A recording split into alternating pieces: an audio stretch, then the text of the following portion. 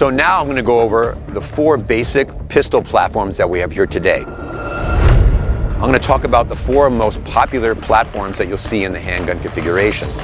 The most popular firearm today is called the striker-fired pistol. The most popular one is the Glock platform. This is a Glock 19 chambered in 9mm, which is the caliber of the bullet that this fires. This is a compact type firearm, so it fits in most individuals' hands and can be worn as an exposed carry for those folks working in a security professional, or concealed carry for a civilian individual. Now, the way the striker-fired pistol works is very simple. This is one of the most popular handguns for a reason. One, it's extremely reliable. There's a lot of aftermarket support for the Glock platform, and it's basically a point-and-shoot type firearm. So what that means is, once you've inserted the magazine and chambered the round, you can press the trigger as many times as necessary to fire that round. It just makes it very simple. So under stress, when you're using this to protect yourself and your loved ones, it doesn't require a lot of thought, just the training that you had to prepare yourself to use that firearm. So again, the way this firearm works is I insert the magazine, which has my ammunition. I rack the slide, and then once that slide is racked, a bullet in that chamber, then as fast as I can pull that trigger, the gun will go off. The next gun I'm going to talk about is the Sig Sauer P226. That's the manufacturer. This is chambered in 9mm. This is a double action, single action, semi-automatic handgun. There's a few little things to worry about when dealing with this gun. One is I have 2 different trigger pulls. Unlike the 1911, which has 1 style trigger pull, and the striker-fired pistol, which has 1 style trigger pull, this has 2 different. Once I rack the slide, this hammer is now cocked, right? This is what is known as single action, which means the hammer is already cocked, so all I have to do is press that trigger to drop that hammer, right?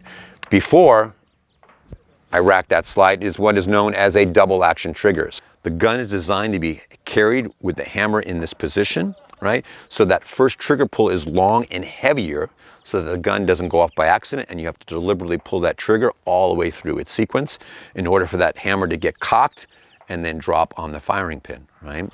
So this gun happens to have a couple different controls, but besides the slide lock, it has a decocker. So if for whatever reason I'm done shooting the gun, I still have a round in the chamber, but the hammer's down, I don't want to put this gun back in my holster with the hammer in this position because I have a very light trigger pull. So I have to press that decocker, which will drop the hammer in a safe position. That way the round doesn't go off and I can reholster the gun in this position. So that's what is known as double action, single action. From there, we go to a very popular handgun, which is called a 1911. This is a single action only platform. What that means is the gun is carried with that hammer already cocked. This is chambered in .45 caliber or .45 ACP. This is designed to be loaded and chambered with the hammer back. So there's a couple safeties that are involved to make this gun safe to carry. One is a grip safety, which means I have to have a good grip on that gun in order for me to be able to press that trigger and the hammer to drop. It also has a thumb safety, which I have to activate and deactivate when I'm manipulating the firearm. So right now, the thumb safety is on. Even though I have the grip safety deactivated, I can't fire the weapon. But when I deactivate the thumb safety on it, now I can drop the hammer and the round will go off. So again, we want to keep this gun with the hammer back, thumb safety on when we have that gun holstered. So this is known as a 1911, also known as a single action firearm. And last but not least is what we call a revolver. Right, this is a very older style handgun, still available today. Another very simple handgun to have for self-defense.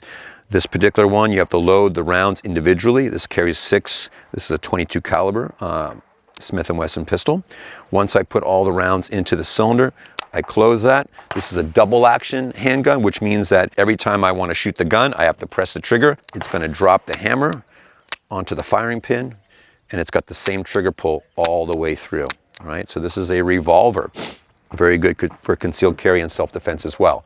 So here you go. You got 4 basic pistol platforms that you can see there today. So if you're going out there to buy your first handgun, at least you have a better understanding as to what's available to you, and you know a little bit more about the features and benefits of each one.